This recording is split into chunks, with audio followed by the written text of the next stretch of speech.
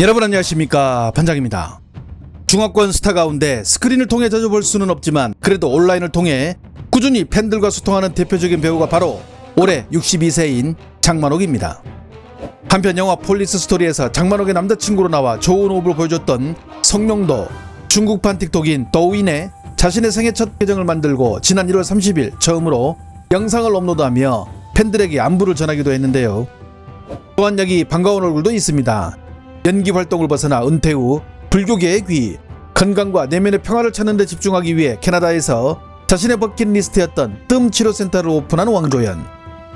왕조연 역시 지난 1월 27일 더우인에 자신의 첫 영상을 올리며 팬들과 소통하기 시작하는데요.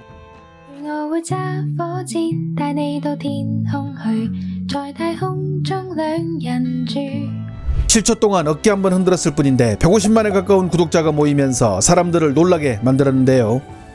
하지만 이렇게 온라인을 통해 대중들과 소통하고 싶어도 그렇게 할 수 없는 배우도 있어 안타까움을 자아냈습니다.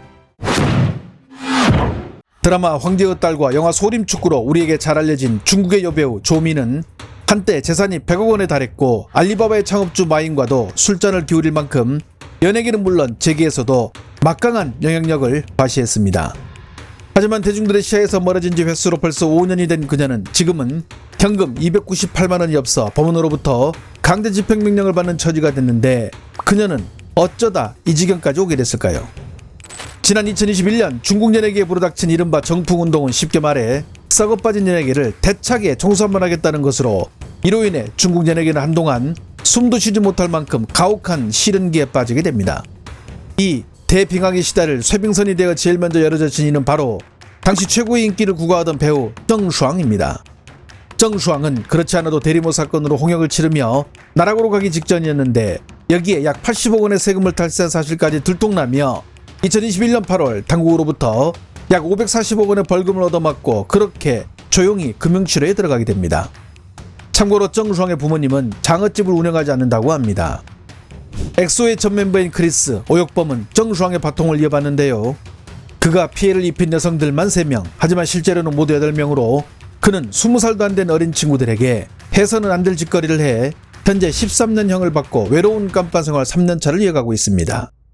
그리고 오역범이 던진 이 바통은 당시 드라마 산하령으로 12년 무명생활을 끝내고 스타덤에 오른 배우 짱저한이 이어받는데요. 하지만 그는 앞에 사례와는 결이 다른 중국 당국의 발작 버튼인 일본을 소환해 눌러버려 결국 참을인을 되새기던 당국을 폭발하게 만들어버립니다. 한창 유명세를 얻은 짱저한, 하지만 중국의 네티즌 광역 수사대는 그가 2018년 자신의 SNS에 야스쿠니 신사를 배경으로 찍은 수많은 사진들, 여기에 2019년에는 일본의 노기 신사에서 열린 친구의 결혼식에 참석한 사진을 발견해내는데요. 참고로 노기 신사는 중국인들에게는 가슴 아픈 여수 낙사를 주도한 노기 말의 스케일을 기리는 곳이죠. 그런데 그곳에서 좋다고 사진을 찍었으니 알만하겠죠. 여기에 그는 당시 하객으로 참석한 다수의 유명인사들과 사진을 찍었는데 그들 대다수가 일본의 중국 침략을 부정하고 친일에 앞장서던 인사들이라 짱저한은 친일파로 몰렸고 대중들의 분노는 화라산처럼 타오르게 됩니다. 역시 SNS는 우리 인생에 결코 도움이 되지 않는다는 불변의 진리. 그런데 이때 짱저한을 쉴드 쳐준다고 불속으로 뛰어든 이가 있었으니 그는 바로 짱저한이 소속되어 있는 기획사의 대표인 조미였습니다. 조미는 이번 사건을 대수롭지 않게 보는 듯한 발언을 하며 한창 인기를 얻고 있는 짱저한을 위해 열심히 쉴드를 치기 시작하는데요. 그러자 당국은 관영 매체를 동원해 그녀가 2001년 전범기가 들어간 옷을 입고 미국에서 열린 패션쇼에 참석한 사실을 공개하며 친일의 중심에 세우고 일주일이 넘게 TOT로 맹폭을 가하게 됩니다. 그리고 2021년 8월 26일 인민일보와 신화사를 비롯한 관영 매체들은 조미와 관련된 각종 온라인 계정을 비롯 그녀가 출연한 영화와 드라마 등 모든 작품들이 전부 내려갔으며 심지어 등장인물에 적힌 조미 이름까지도 삭제했다는 충격적인 보도를 내놓게 됩니다. 중국식 표현으로 이른바 조미의 봉쇄가 시작된 것입니다. 조미를 향한 과하다 싶을 정도의 조치들, 도대체 조미는 왜 이렇게 당국의 미운 털이 박혔을까요? 여기서 잠시 전하는 말씀 듣고 가겠습니다. 평소에 영양제 몇 개씩 챙겨 드시죠? 근데 어떻습니까? 정말 효과가 있으신가요? 비싼 돈 들여 좋다는 거 다 먹어도 여전히 몸이 무겁고 피곤하다면 그건 먹는 게 아니라 흡수 문제일 수 있습니다. 우리 몸에서 영양소를 구석구석 배달해주는 트럭 역할을 하는 게 바로 알부민입니다. 아무리 좋은 걸 먹어도 이 알부민이 부족하면 영양소는 그냥 빠져나가 버립니다. 특히 술자리 자르신 분들, 간 건강 걱정되시는 분들 집중하세요. 알부민은 간에서 만들어지는데 나이가 들고 간이 지치면 알부민 수치가 뚝 떨어집니다. 그래서 지친 간을 위해 직접 채워주셔야 합니다. 그래서 준비했습니다. 웰스앤헬스 비제닉스 파워칸 알부민 포뮬러. EU 식품안전 기준을 통과한 프랑스산 프리미엄 남백 알부민 97%, 총 19,400mg 고함량 설계. 가루나 알약이 아닌 마시는 액상 타입이라 흡수 속도부터 다릅니다. 사과 농축액과 파인애플 향으로 알부민 특유의 맛 부담도 잡았습니다. 영양제 먹어도 체감 없던 분들, 이제는 배달 트럭부터 채우십시오. 지금 고정 댓글 전용 링크로 최대 68% 할인, 2월 23일까지 한정 수량. 자세한 내용은 더보기란과 고정 댓글 확인해주세요. 2016년 4월 25일 조미는 자신이 감독을 맡은 영화 다른 사랑은 없다를 발표하게 됩니다.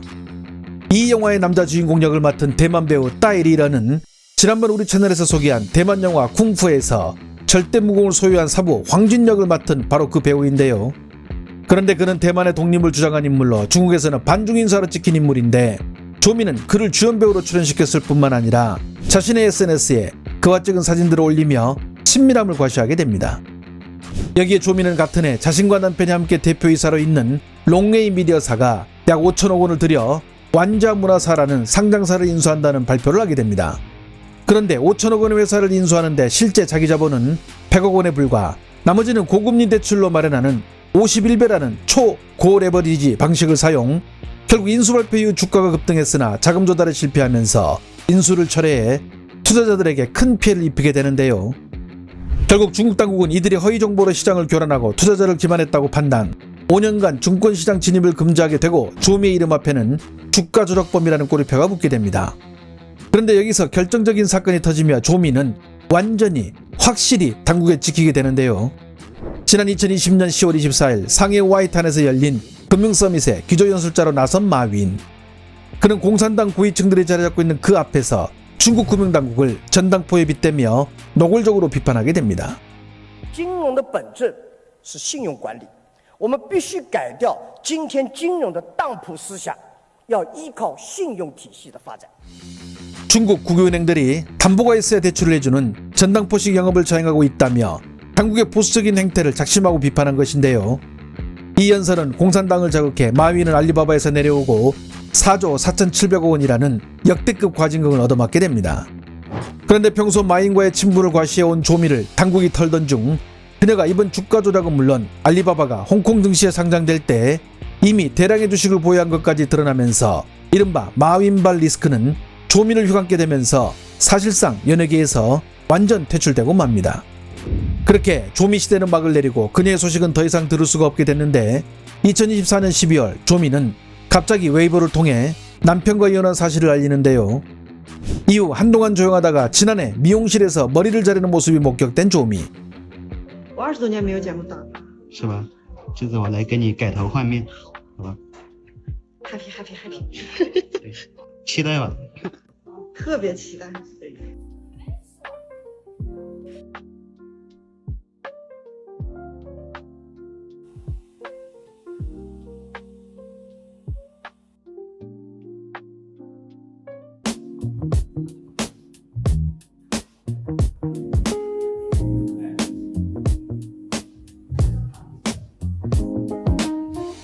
한편 이 영상이 공개되자 아픈 듯 얼굴이 많이 상했다, 뭔가 심리적 준비를 하는 것 같다 등 온갖 루머들이 나돌기 시작했고, 심지어 조미가 위암으로 사망했다는 소문까지 나돌게 됩니다.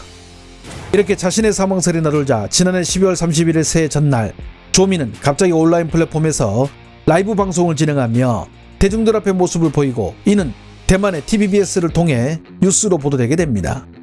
然后我就开始干主播了。没有，姐，你才不是主播。直播间与女主播亲密互动，她就是好久不见的赵薇。2021年被大陆列为劣迹艺人，全面封杀。日前突然现身直播，疑似为复出试水温。哎，给我眼镜儿了。给姐再送2个墨镜儿，给姐姐再送2个墨镜儿来的呢。 还有吗？